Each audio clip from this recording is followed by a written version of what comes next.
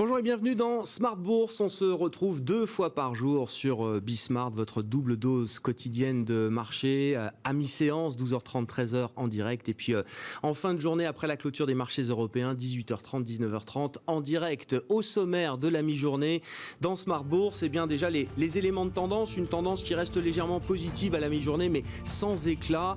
Le CAC 40 s'est un peu essoufflé, toujours au-delà des 5000 points. La séance est calme en termes d'actualité macroéconomique ou microéconomique. Et dans ce contexte de rentrée ou de pré-rentrée, les investisseurs attendent le grand rendez-vous des banquiers centraux, la rentrée des banques centrales, avec le symposium traditionnel organisé par la Réserve fédérale américaine de Kansas City en l'occurrence, le symposium de Jackson Hole dans le Wyoming qui, cette année, crise pandémique oblige, se tiendra de manière virtuelle.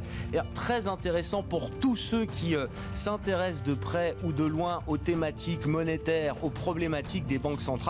Le fait que ce symposium soit virtuel permettra à tout le monde de suivre les débats et les discours des banquiers centraux qui participeront à ce grand rendez-vous. C'est une première et effectivement ça apportera peut-être un éclairage supplémentaire aux investisseurs. Les enjeux de ce symposium de Jackson Hole, on en parlera dans un instant avec John Plassard de Mirabeau et compagnie qui sera avec nous par téléphone. Et puis le grand invité de la mi-journée dans Smart Bourse sur Bismart, c'est Didier Saint-Georges qui nous accompagnera, membre du comité d'investissement de Carmignac Gestion.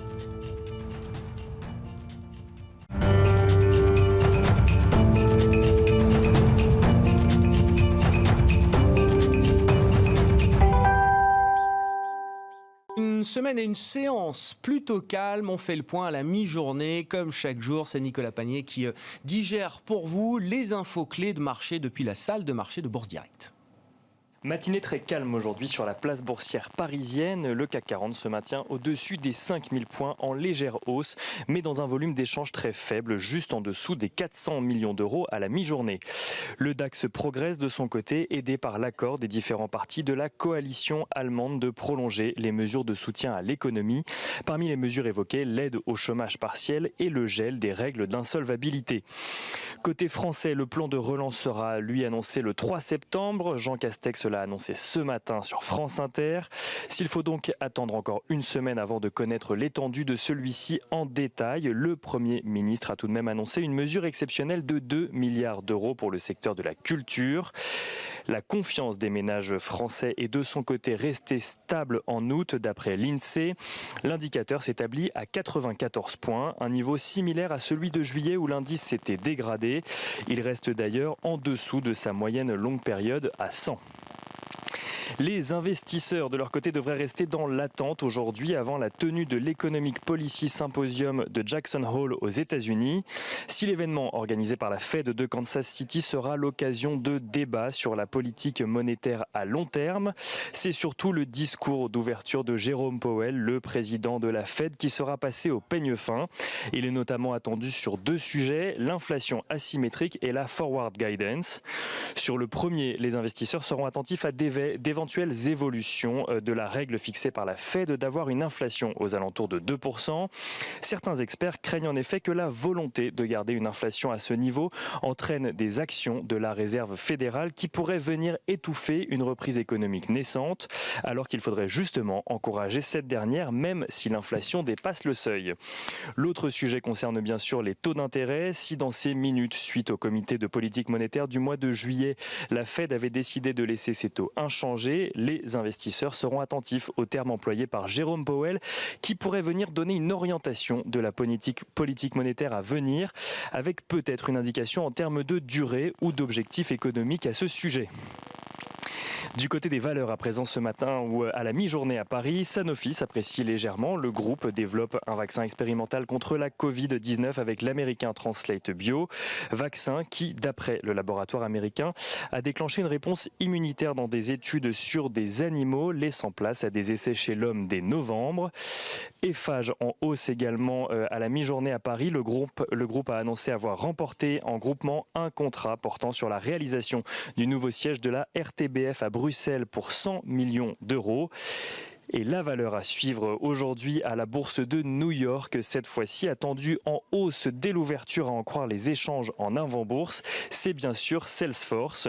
Le numéro 1 mondial du CRM a publié des résultats bien meilleurs que prévu, affichant un chiffre d'affaires en hausse de 27,5% à 5,1 milliards de dollars et un bénéfice par action à 1,44 dollars contre les 0,77 attendus. Nicolas Pagnier, en fil rouge tout au long de la journée sur Bismart pour vous apporter les infos clés de la séance boursière, et Nicolas qui est avec nous évidemment à 12h30 et à 18h30 pour le résumé de la séance du jour. Le CAC évolue légèrement dans le vert, autour de 5015 points actuellement. L'euro-dollar se traite légèrement au-delà de 1,18 et les indices futurs américains sont un peu partagés. Le futur S&P 500 est en légère retraite, tandis que le Nasdaq futur, lui, continue de progresser dans la perspective de l'ouverture de Wall Street cet après-midi.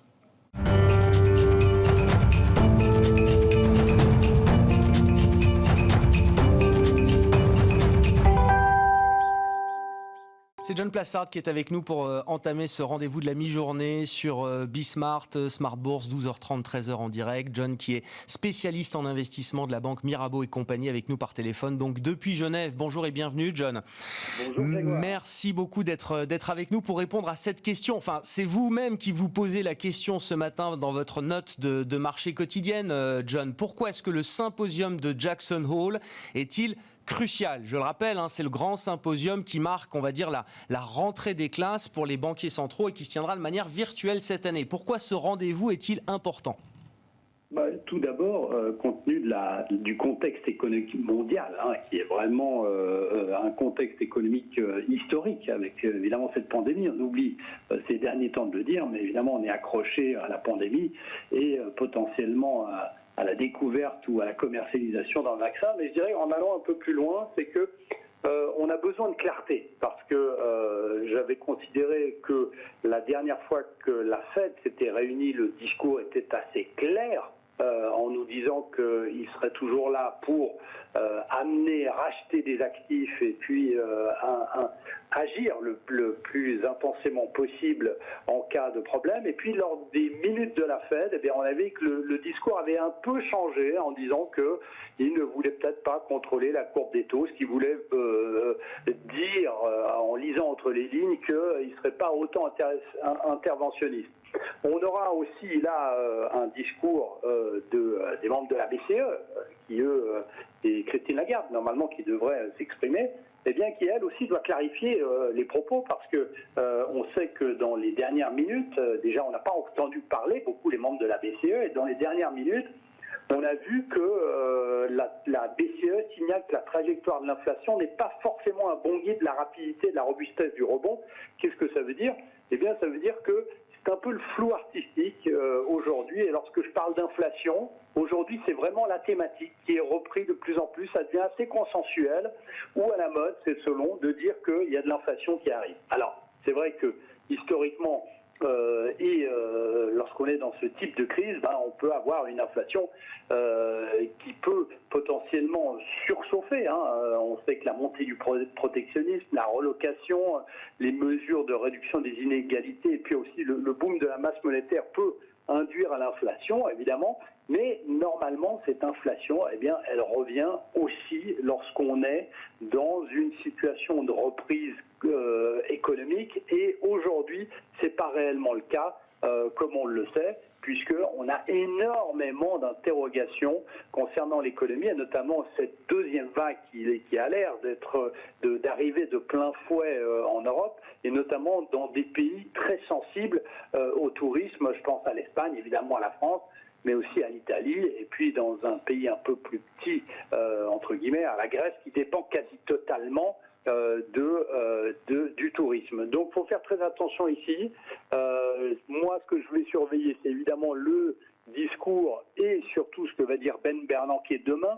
Pour mémoire, c'est à 15h. Jérôme Powell, alors vous parlez de Ben Bernanke, peut-être qu'il s'exprime encore, Ben Bernanke, à l'occasion de Jackson Hole. Il aurait le droit et il serait tout à fait pertinent, mais aujourd'hui c'est Jérôme Powell. Je pense que c'était plutôt à lui que vous pensiez, John. Exactement, mais vous savez, c'est un bon parallèle, parce qu'il ne faut pas oublier Ben Bernanke, qui évidemment n'est plus à la tête de la BCE, en pleine crise des subprimes de 2000.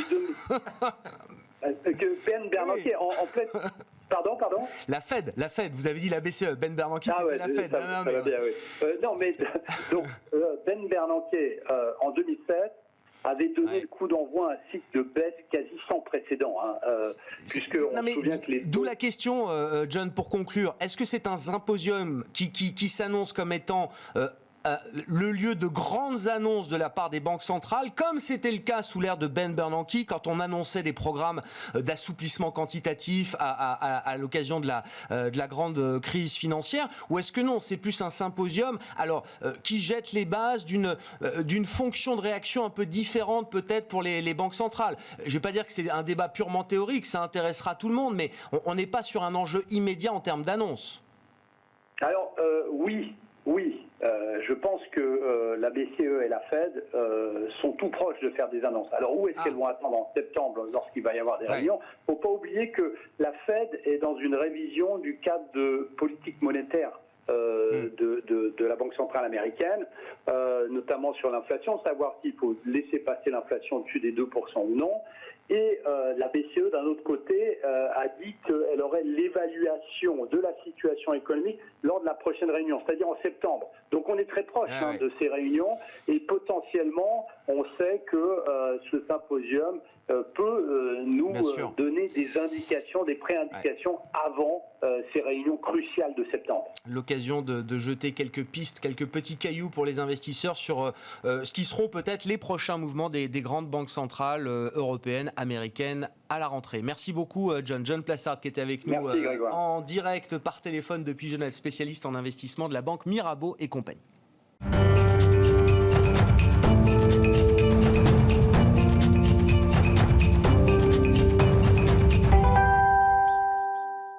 Saint-Georges qui est avec nous en plateau, grand invité de Smart Bourse Midi, un des membres du comité d'investissement de Carmignac Gestion. Ils sont plusieurs, j'imagine. Bonjour et bienvenue Didier. Vous voulez commencer avec les banques centrales? Allons-y sur Jackson Hole. Avec plaisir, parce que je voudrais bien ajouter quelque chose qui en effet me semble, si ce n'est historique, en tout cas potentiellement très important. Quand on regarde sur les 10 dernières années, une des choses qu'on a appris quand même, c'est que tout le quantitative easing du monde ne crée pas d'inflation. Toute cette base monétaire absolument gigantesque apportée par les banques centrales est restée dans les actifs financiers, donc ça a fait monter les marchés financiers, on en a tous profité, mais clairement on sait très bien que non seulement ça n'a pas créé beaucoup d'activité économique, certainement pas d'inflation. Alors pourquoi ça pourrait être différent cette fois? Et en effet, le sujet, le thème, c'est cette réforme de la stratégie de politique monétaire qui devait d'ailleurs être publiée plus tôt, puis finalement les événements ont fait que ça sera reporté à septembre. Mais aujourd'hui, forcément, ça va être difficile pour l'actuel président de la Fed de ne pas en parler. Alors pourquoi ça peut être important? C'est parce que la grande différence entre le traitement de la crise de 2020 et la crise de 2008, c'est que les banques centrales ne sont plus simplement à faire du quantitative easing, c'est-à-dire acheter des actifs financiers, mais elles font deux choses. D'une part, elles obtiennent le soutien des gouvernements qui font de la relance budgétaire. Et en plus de cela, ce qui est peut-être absolument décisif potentiellement, les prêts qui sont faits par les banques sont de plus en plus garantis par les États. Autrement dit, ce qui a retenu les banques globalement, en Europe et aux États-Unis, de beaucoup prêter et donc de transformer cette base monétaire en véritable flux monétaire qui alimente l'économie, les emprunts, les investissements, etc. Eh bien, cette fois-ci, les banques garanties par l'État vont pouvoir utiliser toute cette liquidité pour prêter. Par conséquent, peut-être que on pourrait finalement avoir un effet inflationniste de toute cette liquidité monétaire, et Dieu sait qu'il y en a de la liquidité. Et toute la question, et c'est ça le sujet de Jackson Hole potentiellement, c'est de se dire si en effet il y avait un impact inflationniste de cette façon nouvelle de gérer une crise économique, alors quelle serait la réaction des Comment banques centrales? faudrait-il réagir? Est-ce que les banques centrales diraient dans ce cas-là on fait notre job, on remonte les taux si l'inflation remonte, ou est-ce que au contraire, compte tenu du besoin d'inflation, ils laisseraient l'inflation monter? Donc cette question-là, qui n'était pas du tout un sujet depuis 10 ans, le redevient potentiellement si en effet on considère que le traitement de la crise économique aujourd'hui, parce qu'il passe par les banques, banques, parce qu'ils passent par les États qui garantissent les banques, on pourrait imaginer qu'à l'horizon 2021, et c'est quand même pas très éloigné, on ait en effet un impact inflationniste de ces montagnes de liquidités qui ont été injectées, auquel cas la réponse des banques centrales devient très importante. Les marchés ont la certitude, enfin je vous laisse commenter cette certitude peut-être Didier, que les banques centrales, même si cette inflation se mettait à progresser au-delà de la jauge des 2%, les marchés ont la certitude que les banques centrales ne se mettraient pas à resserrer leur politique monétaire dans un premier temps. Ils n'ont pas la certitude, c'est bien pour ça qu'ils vont écouter les intervenants à Jackson Hole. Ce qui est très très pressenti, c'est que cette fameuse revue de stratégie de politique monétaire va en effet aller dans le sens d'une remise en cause de cet objectif de 2% qu'il faut approcher par le bas sans jamais le dépasser, et au contraire aller vers une stratégie d'inflation moyenne sur la durée, ce qui permet dans ce cas-là de le dépasser dès lors qu'on a une certaine confiance que sur la durée on se rapproche des 2%. Donc l'enjeu qui était vraiment strictement théorique, un petit peu comme vous le disiez tout à l'heure, peut-être qu'il ne va plus être théorique. Il est peut-être un peu plus concret que ce qu'on imagine dans les prochains mois ou les prochaines années. À cause de la façon dont la crise actuelle est traitée. Bon, alors on a un phénomène d'explication. Je voulais quand même qu'on fasse un peu le bilan de l'été sur les marchés avec vous. Didier, qu'est-ce que vous comprenez de la logique de marché ? La petite musique qui monte, alors pour ceux qui ne sont pas forcément dans les métiers de la finance, ou même d'ailleurs pour ceux qui le sont, les marchés sont en bulle, le Nasdaq est au plus haut historique, Tesla a doublé cet été, le S&P bat des records tous les jours. L'Europe est un peu en retard, mais je veux dire, les marchés européens ont quand même très bien tenu. Les marchés sont-ils complètement déconnectés de la réalité économique, ou est-ce qu'il y a quand même un rationnel, comme on dit dans votre métier, qu'on arrive à comprendre et expliquer, Didier ? Oui, je crois qu'on n'est pas dans l'irrationnel total, bien au contraire. Le grand phénomène depuis le début de l'année d'ailleurs, et a fortiori depuis le mois de mars, c'est une polarisation des performances. Que les indices montent fortement, c'est une chose, mais ce qui est surtout frappant, c'est ce qui se passe à l'intérieur des indices. Et il est évident que le grand sujet depuis le début de l'année, c'est pas tellement quels indices ont monté, c'est le fait de savoir s'il fallait être dans le secteur bancaire ou énergie, ou s'il fallait être dans le secteur technologique. Le grand sujet, il est là. On sait très bien que les indices sont montés véritablement sur les valeurs de croissance. Alors, la question est de savoir si elles sont éventuellement trop montées ou si ça crée une fragilité d'avoir des indices qui montent sur une fraction de leurs constituants aussi faibles. Si ces valeurs de croissance sont les moteurs de performance, justement, qu'est-ce qu'on peut en dire ? Est-ce qu'elles montent parce qu'elles font des bénéfices et que le marché salue justement peut-être une capacité bénéficiaire augmentée à travers la crise pandémique ? Les gagnants d'hier renforcent peut-être leur position dans le monde post-crise du Covid. Est-ce que c'est simplement des valeurs qui sont toujours plus chères parce que les investisseurs cherchent des coffres-forts absolus, alors sur les différents marchés, mais sur les marchés actions également ? Qu'est-ce qui explique justement cette performance ? Alors il y a un petit peu de tout, comme toujours. Il n'y a pas un seul facteur. Mais il est très très clair que le premier facteur que vous invoquez est absolument dominant, c'est-à-dire qu'il se passe deux choses concomitantes. La première, c'est que ces valeurs, on va dire, de nouvelles technologies, c'est-à-dire non pas les producteurs d'ordinateurs, mais les gérants de plateformes Internet, ont eu des résultats 2020 qui globalement sont en hausse. Donc on est dans un comportement sectoriel qui mérite effectivement un comportement boursier différent. Et deuxième chose, il semble assez clair aujourd'hui qu'on entre dans une phase où on n'est pas dans un seul phénomène conjoncturel, mais que structurellement, ces entreprises sont extrêmement bien positionnées pour ce qui va être le format économique général à l'avenir. Et d'ailleurs, vous voulez pas dire nouveau monde, hein. Oui, voilà. On cherche les surconvolutions, mais c'est cette idée-là. C'est qu'en effet, ce paradigme renforcé pour certaines de ces entreprises. Et on le voit déjà d'ailleurs dans certaines statistiques où un certain nombre de comportements aujourd'hui, même avec la rouverture de l'économie, ne reviennent pas ex-ante, mais ont été affectés durablement par les changements qui ont eu lieu. Ce qui veut dire qu'on se retrouve avec des entreprises qui non seulement sur 2020 ont joué un rôle défensif extraordinaire en matière de génération de résultats, mais en plus de cela, les analystes sont plutôt à revoir à la hausse leurs estimations de résultats pour 2021-2022. Par conséquent, ces titres-là, qu'ils aient largement surperformé et qu'effectivement les capitaux soient allés sur ces valeurs-là, me paraît tout à fait justifié.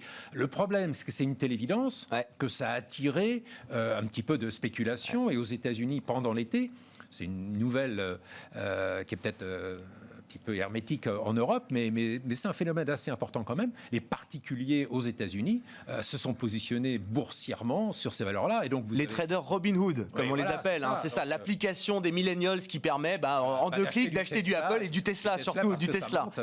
Et donc c'est vrai qu'il y a ces phénomènes-là qui sont quand même très largement spéculatifs. Comme les comportements boursiers en l'espace de quelques semaines, il est évident que là on est dans le spéculatif. Mais il ne faudrait pas que cet arbre-là cache la forêt de valeurs dont les fondamentaux se sont renforcés à la faveur de la crise. C'est ce que l'essayiste Nassim Taleb appelait les valeurs antifragiles, c'est-à-dire celles qui sont non pas affaiblies par une crise, mais en ressortent renforcées.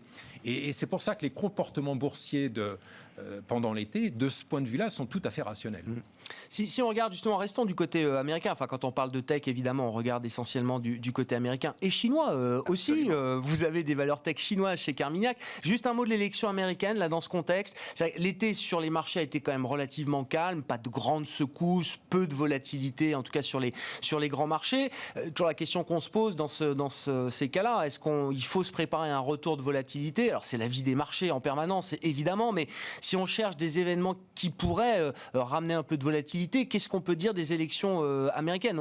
C'est pas tout à fait le sprint final, mais on rentre quand même un peu dans la dernière séquence, là, 20 minutes avant la fin du match, comme me disait un intervenant hier. Oui, si, on rentre dans la dernière séquence. Ça. On est dans la deuxième convention, la républicaine en ce moment, et on sait très bien qu'on est dans une compétition de personnalité. Il est tout à fait frappant que, je crois que c'est la première fois, depuis que je suis les élections américaines, qu'on a le candidat qui va intervenir chaque jour de la convention républicaine. C'est-à-dire que ce n'est pas le candidat républicain, c'est Donald Trump.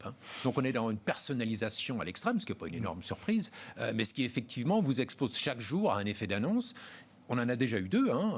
Le premier jour, c'était pour donner un traitement de fast track à ce qui pourrait être un vaccin d'origine américaine. Deuxième jour, c'était pour confirmer, c'est quand même pas une énorme nouvelle, mais confirmer que la phase 1 du deal commercial avec la Chine est encore vivant, comme si c'était parfois des nouvelles qui viennent de nulle part, ça va bien, voilà. Sur le front chinois.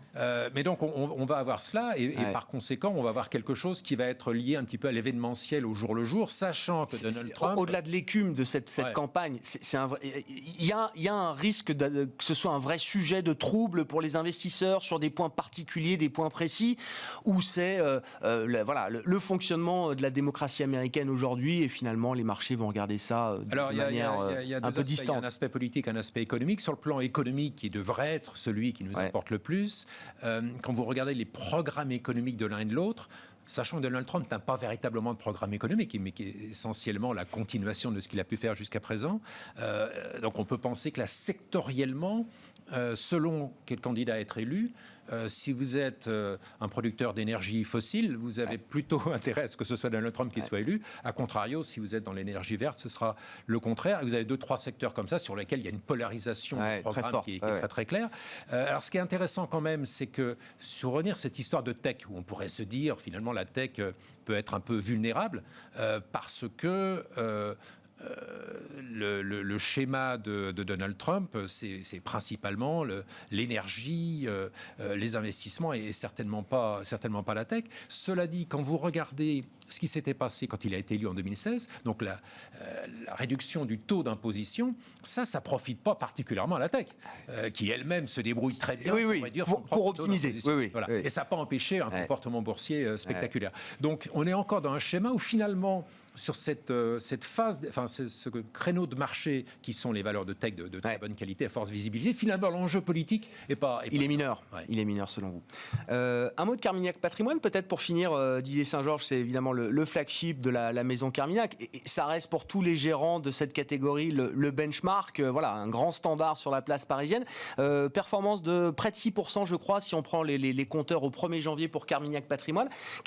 Déjà, comment vous jugez cette performance au regard de l'ensemble du marché aujourd'hui, des fonds patrimoniaux, Didier, et comment vous expliquez justement cette performance positive, Alors, certains indices sont positifs, mais en Europe, les grands indices européens sont encore loin d'être positifs. Oui, et je me permets de signaler qu'effectivement c'est le flagship, mais c'est quand même pas le seul fonds, et on a le bonheur de voir qu'on a d'autres fonds qui font des très très bonnes performances. Nos fonds actions globaux émergents sont à plus 15, et donc très très au-delà de leurs indicateurs de référence, qui eux sont encore en territoire négatif. Donc Carmignac Patrimoine profite, je dirais, de du bon comportement de toute la gestion. Et effectivement, si c'est le benchmark, aujourd'hui, le benchmark est plutôt positif. Plutôt en tête dans le haut du panier. L'utilise comme référence.